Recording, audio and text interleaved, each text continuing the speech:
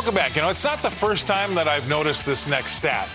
I've been referencing it myself even as we do the show, and it just doesn't seem quite right to me when I do. And during the debate last week, that great debate, the moderator, Jake Tapper from CNN, he referred to it as well. And what am I talking about? It's food inflation since Biden's been in office. The stat that most pundits use is it's 20%, but it's more like 20.8%, but who's counting? But since Biden's been in office, according to the BLS, that is the number. Now, in private, when I refer to this data point, most people scoff and ask me, again, if I've ever been in a grocery store lately. Well, the answer is no, but I do see the bills, and I'd gladly settle for that 20% increase right now. It came to head late last week when, anecdotally, there was a viral video online that offered a Walmart receipt that a man had bought 45 items, he says, which was his month of groceries. That was 2 years ago, though.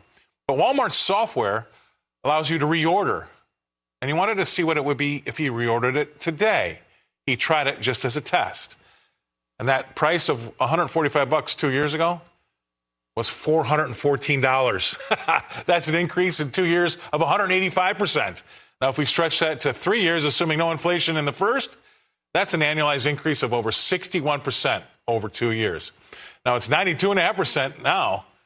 I can't guarantee its validity, but I do know a few of you out there are probably nodding your heads right now in agreement.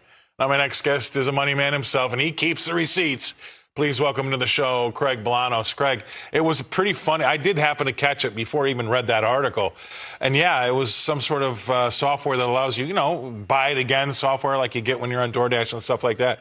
And he just thought he wanted to see what the price was, and it went from $145 to $414.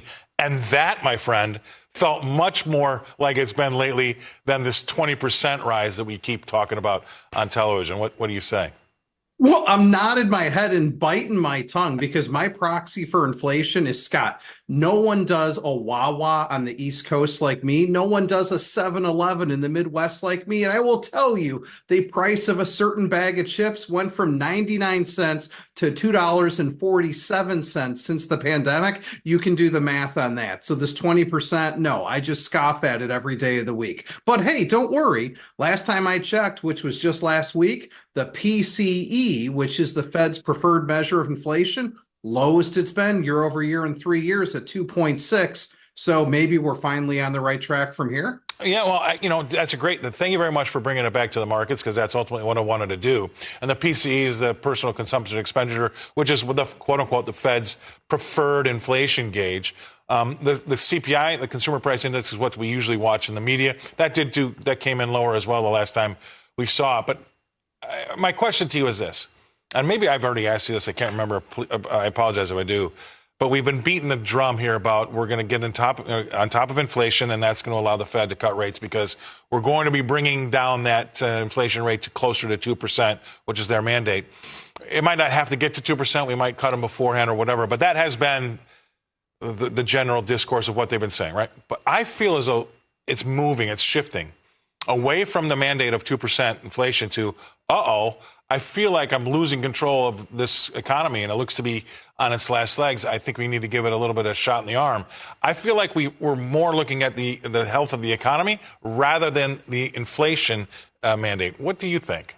Well, we've talked about before that, I think they do pay attention to the wealth effect, even though the Fed still has a dual mandate. But let's be sincere about this. Right now, we still have the same level of elevated interest rates, which I know from your perspective are normal interest rates, but we're holding interest rates at the same point in time we were when inflation was 225 basis points higher than it currently is. So you know what that tells me? That tells me it's time for a rate cut. I think part of the reason the Fed is stalling and dragging their feet, though, prior to cutting, is they're probably getting a little nervous. They want divided government more than anybody because the Fed doesn't want unified government coming out of the November election, because unified government's just going to end up leading to increased fiscal stimulus. That means more spending. And you and I know that anytime we print more money, that's something we print money becomes worth less. That would be inflationary. So I think the Fed is kind of nervous about the election in that vein. But I do think it's time for them to give us 1 or 2 rate cuts. And whether these are vanity cuts because they're trying to preserve the wealth effect and stymie off a recession, I don't care. I just want the cuts because I need to justify the current PE on the S&P multiple. My only question to you is this. If they're still sticking with this 2% mandate, how does cutting rates help bring inflation down?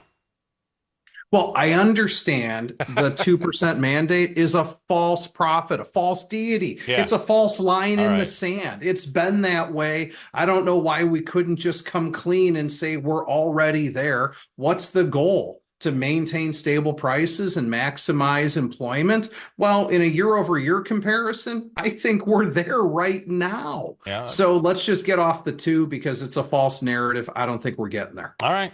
I love it. Thank you very much. Perfect guy. Greg Bolanos coming to us from Chicago. He's the co-founder and CEO of the Wealth Management Group.